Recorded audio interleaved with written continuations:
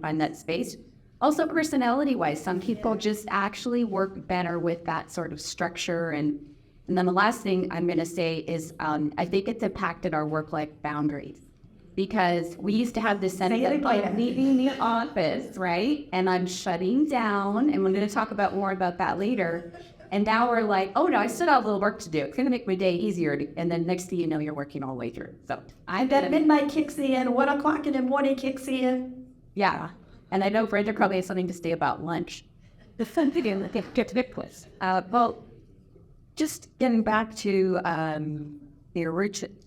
getting back to what are some of the factors. I really did want to resonate with you to say that certainly as a health insurer and working with my health clients, what I do see and what I do hear very consistently is the financial pressures are really taking a toll. Financial pressures I hear business pressures as well, because a lot of businesses, when, people are retiring, they're doing reorganizational shifts, and people get to inherit more than one job. And everybody's told it's temporary, but that's like temporarily for many for the rest of their job. So I do see that. And the other thing that I see, the one that is probably most concerning for me, is the fact that I kind of always looked at my clients as, or sort of separated it out and saw very distinctions between these are my exempt companies, so I called my corporate clients, and these are my service clients, which are the local community. Most of them are sort of our local Bermuda companies. The people that are serving us at, marketplace, the people that are at the golf courses, the people that are in the service industry, not at their desks, not at a desk per se. And I see, from that there's very much a difference. When I go to the corporate clients, I can see stress. If you ask that question, Jennifer, I see a little bit less. When I go to my service clients, it's a totally different story. So it is saying from an insurance perspective, we're really looking at, I have people in the service industry saying, look, lady, I know I'm walking dead, but my kid needed shoes. So I did go to the doctor. I didn't have that chatting. So we're looking at ways, when we're looking at programs and things that we're doing for our clients is, I see that for the service industry, we need to go to them. They can't get away. So we need to bring the services to them. And so I just provide that as an observation. I have lots to say about the hybrid. So we'll beat that part. No, but it's so funny because I deal with parents on a day-to-day basis, and a lot of them are service level where they work retail or whatever. And, it's just like, well, I can't deal with my mental health and I can't deal with my health right now. I have to put food on the table. But you're struggling and not making it. You're gonna lose it. Like, you know what I mean? And so then you're not, what good are you gonna be to your employer, to children, to yourself? And so I'm struggling, to be honest with you, in also having those conversations with them. So I mean, if you're talking to them as an insurer and you're saying, they're like, oh, well, I'm just walking dead. Those are the same things that we're getting. It's like, well, I'm just gonna die anyway. And you know what I mean? And that's sad. Like to think that people are just reaching that level of stress. And there's definitely there's definitely a segment of our community that is living within survival. Now, so we're going to talk about workplace burnout, right? So then folks are in survival, meaning they are stressed beyond capacity, their capacity to actually bounce back or demonstrate some type of internal resilience where they can feel like they float themselves back to a baseline, right? So survival, on edge or very low and flat in their mood. It can look different with everyone, but I think when someone's living that way and showing up to work, they aren't actually performing at a optimal level. The performance isn't going to be something that's satisfactory for the folks that are employed at pricing. So it's a logical conversation because that's going to cause more stress because they can end up losing their job. Right, exactly. And then you have more call-out days, more sick days. you have people who have to go to see their healthcare professionals more. So they're spending less time in work and trying to take care of themselves. But if the cycle's continuing, then there's actually no chance for any reprieve or rest. Yeah. And I to that point, I just wanted to add an interesting stat that I think it was the World Economic Forum. I've got it here. Yeah. They actually did a study, like they look at the mental health globally yearly, and their stats suggest that $1 trillion is a cost globally annually because of mental health issues in the workplace. $1 trillion. It's unfathomable. It's a hard word to say. And so I asked myself, how can they instead, because I always like to say like EAP is an investment, not a cost. It's not an expenditure. It's an investment in your greatest asset, your people.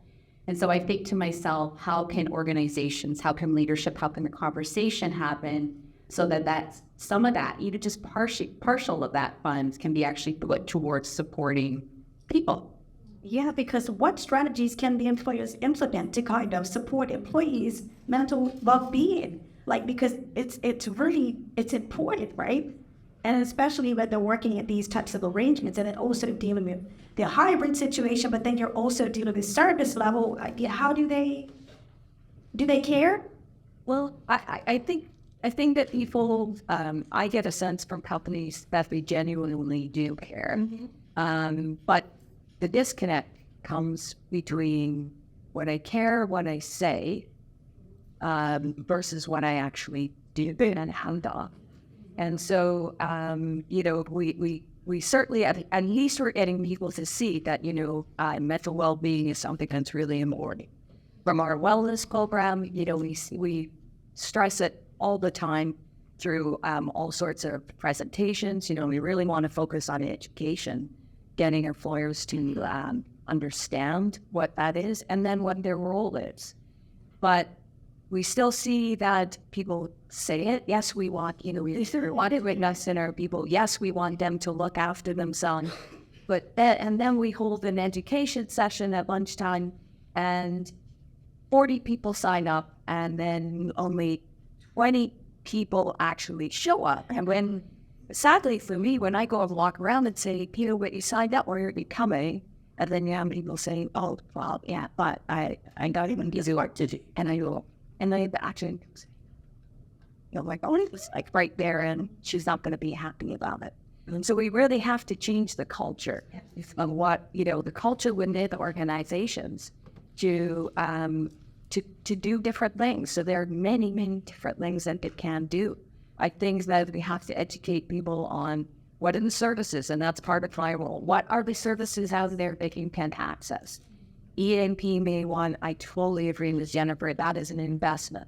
I think that we have to change the role when EAP first came in Bermuda, and certainly some of the things that I still hear, it was used more as an employer's tool, right, for people when they were, did perform correctly, or employers EAP because, if an employer had, an employee had that, an addiction problem, then it was, okay, well, you're going to go to EAP. The intention was definitely to help them. But for some of the other employees, they didn't see it as a service for me. So we really have to change that because it is there. And that we have to really adopt saying that I believe in it and that we need to support it. And so when it comes to things like, the lunches, when it comes to a manager saying, we're going to have, I just saw that read a research report where a professor actually did a study of kids in grade 3 just before they did tests. And they had, the control group where the kids were in the classroom still, and they had the other group of kids and they took them out for 10 minutes. Not structured play, just outside. And the kids that went outside for 20 minutes performed 20% better. What do you think that says about our workplaces? Okay. So, it does come down to the actual leaders and the supervisors then saying, you see your staff sitting at their desk for the entire day, you've got to get some out. You need to be number one. How do we get the leaders? Because what I'm finding is, it's a lot of pressure, like you said. 40 people sign up, 20 show up, and you walk around and like, over there. How do we get to the leaders? Like, how do we change their mindsets about things? Because that's one of the critical areas for me. Like, it's okay. I might believe in it as a staff member, but if my CEO of the company is like, I need to see this done by 5 o'clock, and I'm here if you have this, it's Absolutely. One of the things that I say, and then I'll even have some of the leaders come back and say to me, well, we put it on, but they didn't show up yet. I say, well, were you there? Yeah. Were you there? So that's the first step, is that, what I do see is a lot that the leadership is kind of like, yeah, we have those programs, but that's for them. Well, what does it say to the staff? You have to walk the talk. Yeah, and I think absolutely, it's exactly what I was going to say, and I think that's why I come with like all my little stats here, because sometimes it's like the bottom line says it is, okay? By speaking your language, you're gonna, But I think to your point too, it's education, exposure, it's walking the talk, it's representing that. I mean, another little stat that I had here, me and my stats here, it says here, like a recent study that Deloitte did this year, 2023, across globally. What they saw was that the perceived well-being of employees, including the C-suite, is much higher than the actual well-being. So what does that say? Why is there a gap? Is that because of stigma? Is that because people actually are uncomfortable? Like if I were to pull all of you, I love polls here, and say, how comfortable would you be having the conversation with me about your physical health? You'd be pretty comfortable, raise your hand. Pretty comfortable, like, oh, I had a cold last week, I have a little bit of headache, feeling pretty good. Now, if I said the same question to you, how comfortable are you talking about your mental health with me? Who would raise their hand? Oh, okay. Well, I think we're in the right place. I think we're in the place today. But I think that, movements like this and conferences like this and conversations like this to normalize the conversation, to make it important. And part of our health is mental health. Absolutely. I was reading an article in preparation for this on Forbes, right? And because everyone's into Forbes. They were talking about that. The TT folks, the folks who are in charge of the companies and the organizations, it can't just be a checkbox thing that calls you on a box that's something that you've done for the organization. And that's what they do all the time. Check what the box. It can't be just that. It needs to be a felt experience. People need to see that this is also important to you, because that's how you cultivate trust and communication. And that's what Ms. Brando was talking about. That's how you actually foster a community, right? Where people want to be there because actually, the CEO of my company is a good dude. So if he's out there. So it can't just be a HR thing. It can't just be a diversity, equity, and inclusion thing. That's another checkbox thing that people have. It needs to be real and authentic, because folks are living real lives outside of the cubicle at work. So, ladies, I know we discussed where we need to go with reference to that home in the workplace. And I know we talked about the statistical data from this survey. But honestly, where do you think we are with reference to that in your? I think we've come a long way. I was reminded by this that I have lots of funny conversations with my grandmother, my nana. She's my bestie. And she used to manage the Bermuda telephone company back in the day. And so she was a part of management team, right? It was the kind of people that worked underneath her. And her approach to work it's just like, baby girl, you make your time, then you do what you have to do, you work hard, and that's all there is to it.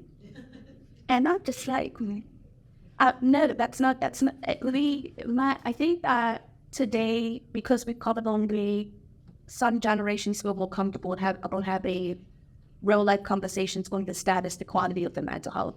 Because I have mental health conversations with my director. And my nana is my grandmother, she's like, what's a mental health thing? What, is she a boomer? She's a boomer. Oh my God. So I say that to make the comparison. It's like, yeah, how am I? That those things didn't happen in Arena Telephone Company when she was managing and daddy. So, but today they do. And I think we need to further the conversation through having, open dialogue and cultivating a culture at work where these conversations can flow just as openly as they do at this conversation. I love too, but I think that we have on some ways to actually go in how far we have the disconnect that still comes up at some points, because it can't just be for me. We have a workshop or something that's happening on your lunch hour. So you're not actually getting to utilize your lunch hour. You have to show up and participate in this chat like space. Point, because this is what's good for my mental health. It can't just go. We have to go beyond that. We have to get more creative with books. But point. I heard somebody out there saying checkbox. Yeah, I think we're all used to the checkboxes, right?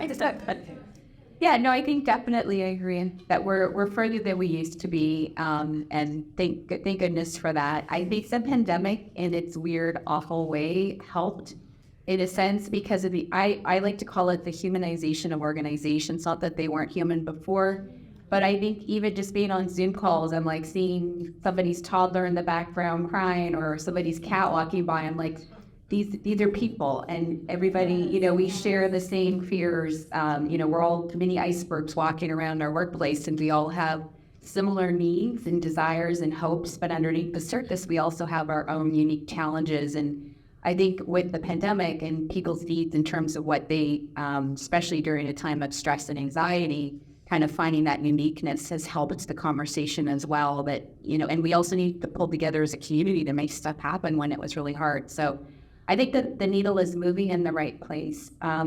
Another interesting study going on at Cambridge University by Professor Hubbard is that if you look at sort of the bell curve of mental health and towards that sort of flourishing, which we want to move the whole community towards, her research suggests that even improving the mental health of one individual can actually impact the entire community because we're all connected. We're all connected as a community. So hopefully my hopes are here. My hopes. Yeah, I definitely feel that, we're at least on the beach now with regards to mental health. I think the waves are coming in. That's kind of how when I thought about that question, how it sort of came to me. And I think it's good. I totally agree with Dr. Card that the pandemic, certainly in the workplace world that I view with my clients, I think the pandemic, at least in a very positive way, opened the door for that conversation. I think we have to keep it open, though. I think that sometimes going back, in some respects, I see that in when people going back to the office, that it's kind of put back in the closet. And I think that we need to continue. I think that, as you said, you saw when you saw the cat, when you saw, or heard the kid, it opened the door to discussions that some supervisors weren't ever having, with their employees.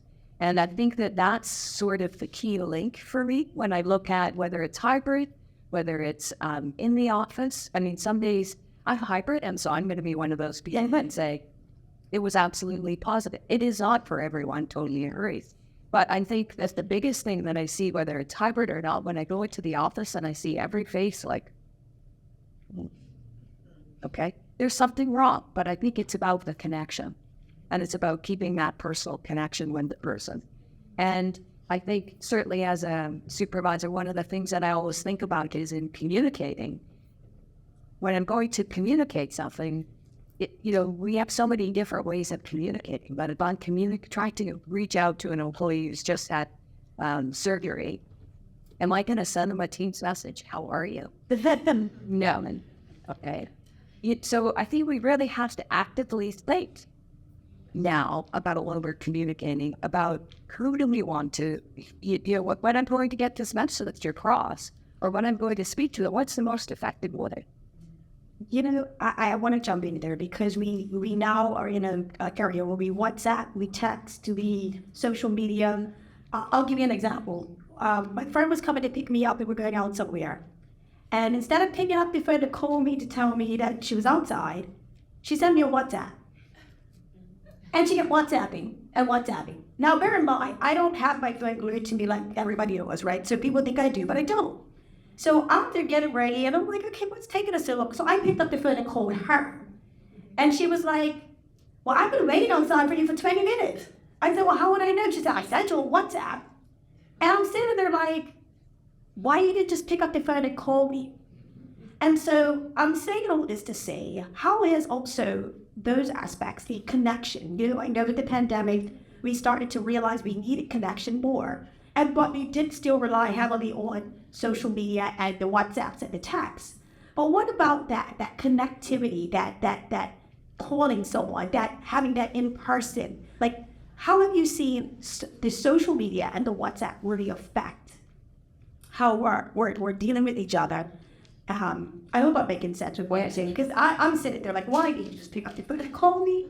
It don't make no sense. But then I'm also thinking of the fact that people are not connecting in the way that they used to, you know, and therefore it does lead to some sense of feeling alone and, you know, stress. And then you had a pandemic amongst all of that, right? So I'm just curious as to your thoughts on that. Yeah, so much there. I mean, It's like a lot. There's a lot of levels there. I mean, first of all, I'll address the, you know, we're missing that sort of, we're sensory beings, right? So when we're not sitting beside somebody to actually, like, sure, they're telling me and they can present on Zoom that they look okay, but if I get a sense from them that they're not okay, it would bring me to go like, hey, how are you really doing, you know? And so I think that's lost if we're actually not sort of shoulder to shoulder, side by side at work. But, you know, you can still make it work by asking those meaningful questions. The whole immediacy that we have now, like, in terms of communication and the lack of boundaries to, like, turn off. I like to say, do your electronic sundown, like, shut your computer off. It's just too easy to go back and say, I'm just going to do one more email. It's going to make my day easier tomorrow. I'm guilty of it. Like, you know, whether it's Instagram, last night I was like, I'm putting my phone over here because I know I have 1,000 things that I need to respond to. And if I'm telling my clients to do this, I actually need to start practicing it myself as well. My husband is, he's like, I'm not going on WhatsApp, and I'll tell you why, Jen, because I will respond to my emails in my time when I'm, you know, unless there's something obviously very urgent going on, but he's learned how to keep these very strict boundaries about how communication will flow. And to your point, just because we send a message out, we can't assume that that message has been received because we all have our style of communication. So I think I'm circling around many, many different issues here, but I'll pass it over to you. And thank you. I agree. It's a loaded question, but I think we are the most disconnected community. I spend a lot of time. I really subscribe to Dr. Gabor Mate. He's amazing, and he has this new book called The Bends of Normal, and he really talks about this globalization that's happened in the world, where like everything is this, and these are can become like overused and addiction to a degree, right? So we really do need to get back to the basics because that's how we were created. We are built for connection, quite literally. So, you know, I think you know, in Dr. Google Mate's work, he talks about if a baby isn't picked up within a couple of hours, that it's actual developmental damage happening. So even as adults, right, we're not infants, but as adults, we need to be within community. We need to commune, right? And these things strip away a lot of that. So one of the biggest mental health protective factors is relationships, healthy relationships, cultivating healthy relationships. So that's important in the workplace, but that's important when you leave from work as well. We need to be surrounded by good people. And I'm not talking about the ones that you just tolerate, the ones that you put up with big smiles for, the ones that you need to be surrounded by folks who genuinely seek connection from and get connection from. And sometimes we're lucky enough to find these people in our workplaces. I know I have an amazing team that I actually get along with. I'm grateful for that. But sometimes we get. So we need to have these people in our communities as well. So just doing like an inventory of these people that you spend most of your time with, because that boosts how you feel about yourself. It can change how you feel and buffer some of the negative emotions that you may be experiencing on your own, right? So in terms of the WhatsApp, I'm this close to the date of my WhatsApp. I'm not even joking. This close. Because we have iMessage too, right? But I say that because people will 100% do that. They'll send you a zillion messages and say, I spoke to you. You did not. No, you didn't. Pick up the phone. So, and that's just me, right? We have a cohort of people coming up that are very much fine with this thing. But yeah, we need to get back to the basics. That's my Yeah, just one more quick comment on that too is our attention spans. I mean, we all have a finite amount of daily attention spans, and they've been doing this. There's this thing called an fMRI where they put it on your brain activity throughout the day, and they're watching you do meetings. So I don't know about you guys, back to back to back to back meetings. I'm yawning at the end of the day if I'm on this Zoom call. There's something about being on this that makes your concentration even harder. I think it's more than just being in person and talking to somebody. But it actually diminishes your ability to perform as well. So what they're suggesting now is you actually take 15-minute breaks in between the calls. With that, I would actually add to that to look outside, go outside if you can, broader horizon for your eyes. And also there's so many studies going on too that just wandering in nature for 10 minutes and sparking that element of curiosity and connection can actually give you the proper mental break you need. And by that, I mean, don't go outside and start checking on your phone, right? Because your attention span is still being, yeah, exactly. Yeah, and then it's like, what are we actually, and there's an interesting stat as well. For those of you who do practice, who here meditates and practices mindfulness? Anybody here? I try, yeah. So interesting study too is that this is crazy, 40% of our day we spend doing a task but thinking about something else, right? And if we have our phones dinging at us, and our brains are like, I'm working on 5,000 things at once, right? So I'm just thinking, but aren't we all the best multitaskers? They need a network kit. That everybody talks about that now. Multitasking is a thing. Yes, and so I think just culturally, a lot of people became or made it acceptable to themselves by saying, by normalizing, saying, yeah, but I'm a multitasker, I'm good at it. But is it really acceptable? Well, I think it's proving that it isn't. And I think people, I think individually we have to take that test and see and actually find out. I mean, the struggle, certainly what we push in our wellness program is that you have to find out for you what works for you. And I think that we have to all pause long enough to do that.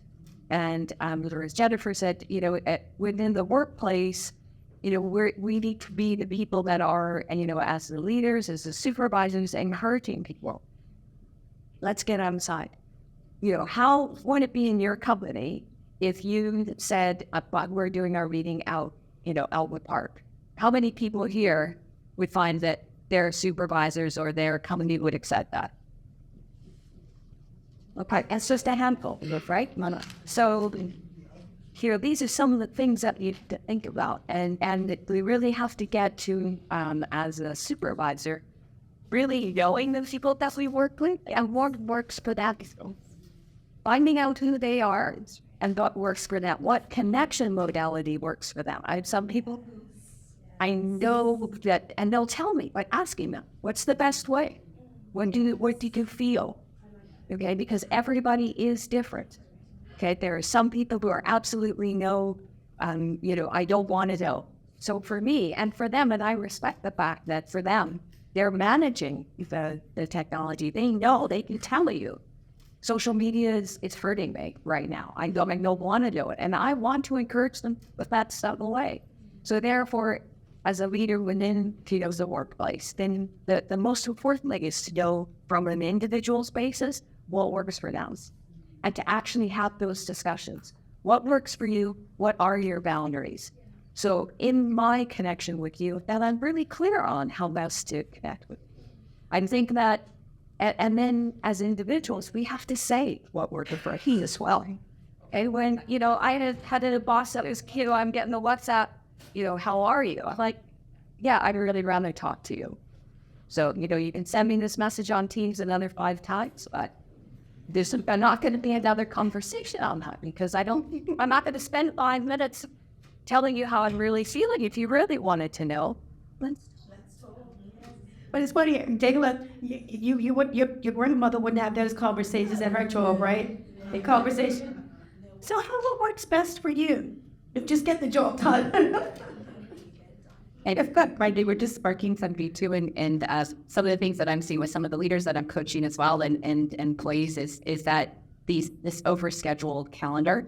So what's happening is leaders should be like, I've been in meetings all day and now I actually have to do my work, right?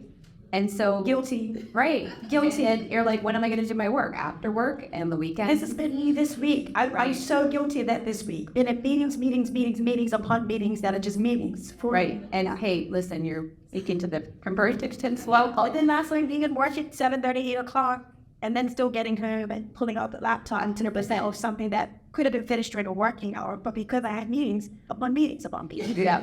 Yeah. Yeah, and I think the way to, and that's why I think there's a bit of a reset. First of all, in your calendars, everybody probably abides by their calendars, schedule mistaken work time, block it off. Protect it. Protect your workout time. Like actually put it in Workout time? What's that? Right, color coded. It's like lunchtime, color code those things so that you actually see it. And it's like almost like a mindful reminder to make sure that you do it. And the other thing to think about is work, is a treadmill that goes and goes and goes. And it's your self-advocacy to jump on and on as you need. So that means that don't set those unrealistic expectations that you're going to deliver, because, that's going to leave you no time in your calendar. Whereas it's, instead talk about and have a discussion about when that deliverable truly is needed to be. And then you can work back and create more space in your calendars.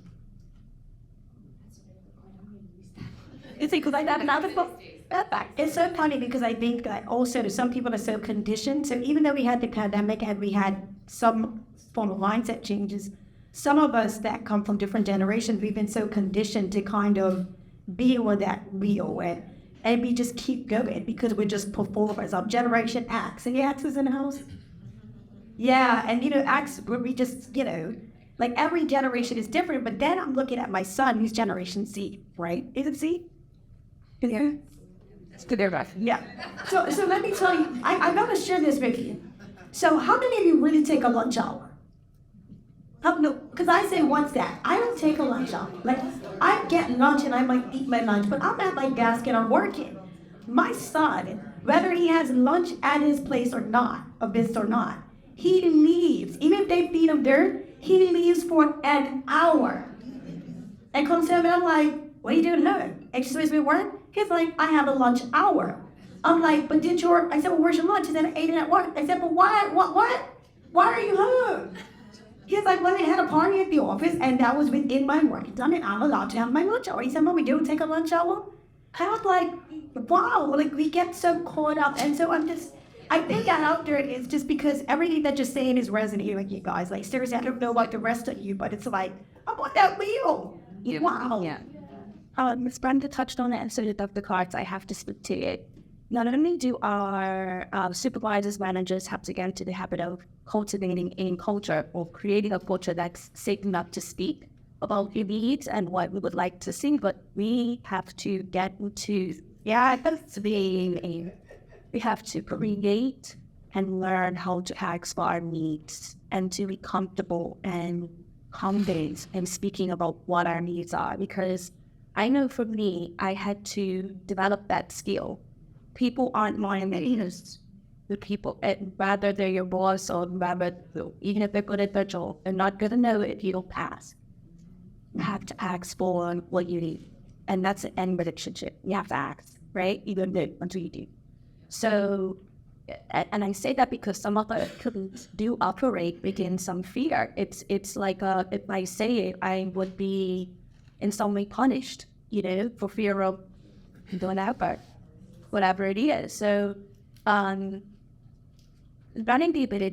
develop the ability to ask for what you need in a way that is also, listen, if I'm able to do this, I will be able to perform like this, right? And you And I don't want to say a negotiation, but it's almost in that way. It's almost in that way. And, you know, this is where the conversations happen within relationships, right? And once you cultivate a relationship with your management team or your boss or whoever, you can begin to ask for your needs to be met in that way, whatever they may be. And I think it starts with that, and it's a great point. And I think it's self-advocacy, because to your point, you know, you can't get what you need unless you ask for what you need. And I think the step behind that too is self-awareness. So it's that pause, check in, think about what your needs are, be aware of those. I think so often, to your point, we run. And we're ready, and you know, and think there are men in the room, but women especially, we're like task sharks. So like, we have to keep moving. It's like, give me another task. I'm going to chew it up. I'm going to keep going. And I think just getting that pause in your day and being proactive about giving yourself this think space to say, how am I doing today? What do I need to shift? What do I need to stop, continue to make my calendar work better for me? Absolutely. And I think in the workplace, I think it's the role and the responsibility of supervisors and managers to make sure that you also create that space. And more to what Dale was saying, the culture that people don't feel.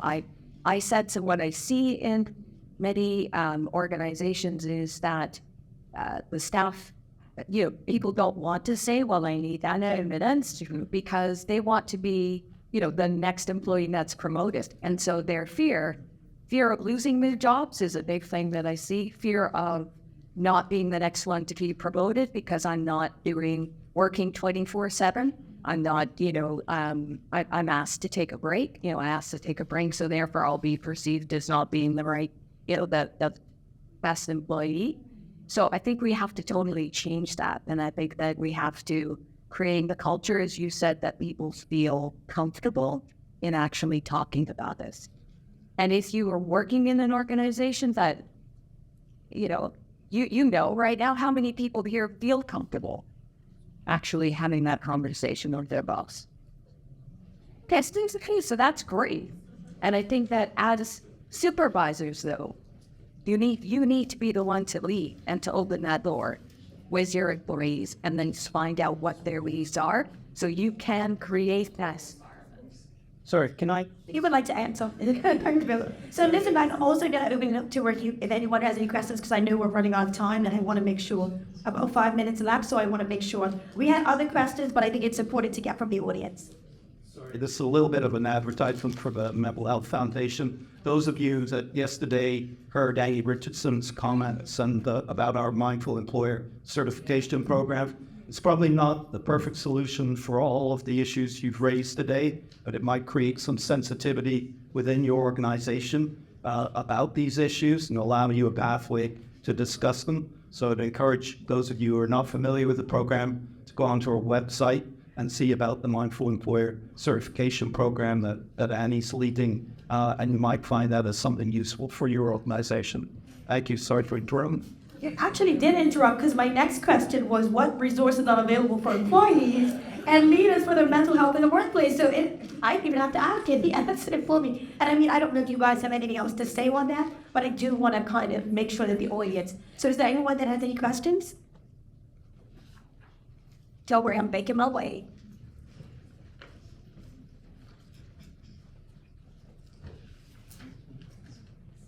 So Marta, thank you so much for your time and effort this morning. I wanted to, one thing that you guys didn't touch on that I wanted to ask, I know that there's a stigma behind millennials in the workplace, how many of us, you know, are not in it for the long haul, and that, sorry, I'm like on the ground, feel like standing up to go up all my energy, but anyway, as someone who is not afraid to have the conversations, as someone who does advocate for breaks and exercise on time, and also for my needs to be met in the workplace, if those things aren't being met, what advice do you have for the person who is looking to not only advocate for herself, but also the clients and the population that she's working with, to kind of move the mark or help. I don't know if I'm articulating it correctly, but it's more so just trying to figure out at what point do you say it's time for me to go, or at what point do you say, how can I? That's also what I'm trying to get. That's a great question, and I think I think it's fair to your employer to at least give the conversation a try, to find the right advocate within the organization, to be able to have those honest conversations. And I love that you brought up the millennial, and it's a different generation that you actually feel empowered to be able to have those difficult conversations because it's been normalized in our society much more than maybe your grandparents. So I think that helps because it normalizes the conversation to somebody having that conversation. But if somebody wasn't around that's happening for them, to at least give the employer a try and to dig in. You can have anything else. Olivia, that's such a good question. As millennial, the fact that I do feel like we want to do good work. We want to work in a meaningful, purposeful way. We want our work to make sense, and we want to feel like we're contributing to something in a impactful way. I just think we're an impact-driven generation. If it doesn't make sense, we don't want to do it. And that's okay. It's actually. But back to what Dr. Khan said, to Brenda, it's the space for the conversation has to be there, and the employer has to take the step to get to know who it is who's working for them. It's not just someone filling a chair. It's not a number. That's actual soul that comes into the organization every day to do work.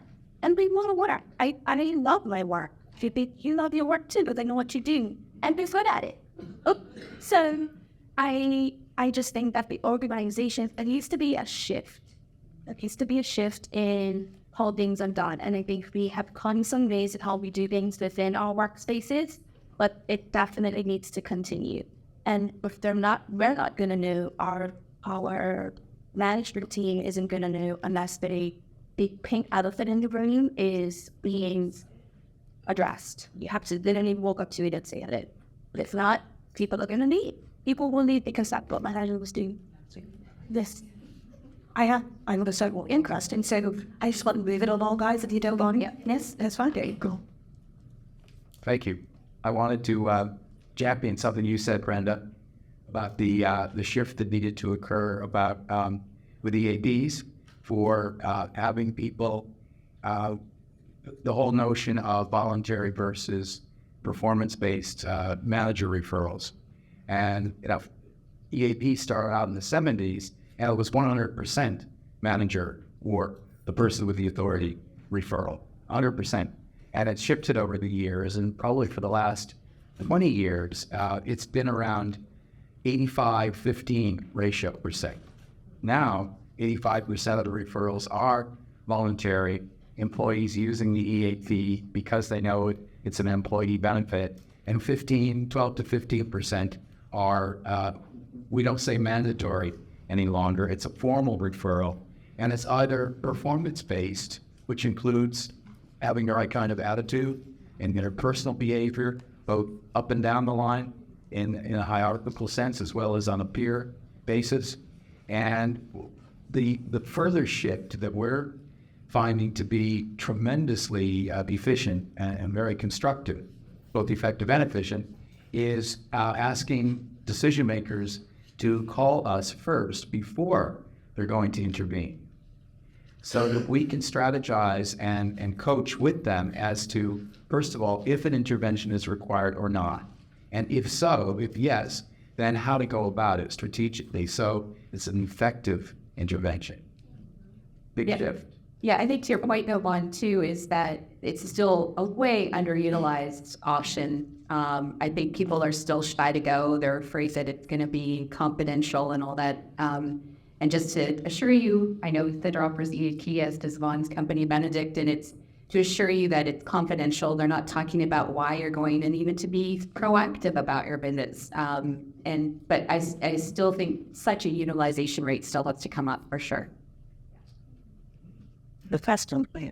What do you do if you have senior or executive leaders who do not see the importance of investing in the mental well-being of their staff, because that put a lot of pressure on the middle managers. And as you said, staff come and go, but in their mind, oh, people come, people go.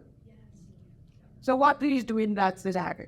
Very, very complex question. I don't think there's an easy answer. My first response was, is it possible, and I don't know the context of your organization, to form a committee where the conversation can start at the grassroots level? We're like, hey, I'm going to lead this. I'm going to be a leader in this. And I'm actually going to form a committee where we can start the conversation. And I think the more voices on that, then the ripple effect can kind of travel upward to, and I don't know if that's possible at your organization, if you're actually referring to yours or not. Maybe that's a good story. I would totally agree. I think that also, if you do know of other companies, there's power in connection. So sometimes it's also with that committee to be able to say, to find out from other companies how they've done it. And also, if their leader, I mean, I know of a connection that was made because the two leaders ended up being in the gym together. And I know of a company that actually had a wellness committee member. Yeah, I said, well, I see them both in the gym. So maybe you could have your boss talk with them in the gym at 8 o'clock and tell him what a wonderful wellness fair they have. That actually happened. And this is Bermuda. So where it can happen, right? Or it's at the gas station, kind of thing. So I would say absolutely. The first step is to get the boardroom of people and then to try and engage management. If you had a lot more millennials, they would, they would have left. But I think that most companies are realizing, certainly my goal in my role, I try to encourage the companies that we don't want to lose them. I mean, we just invested so much money in trying to have them here.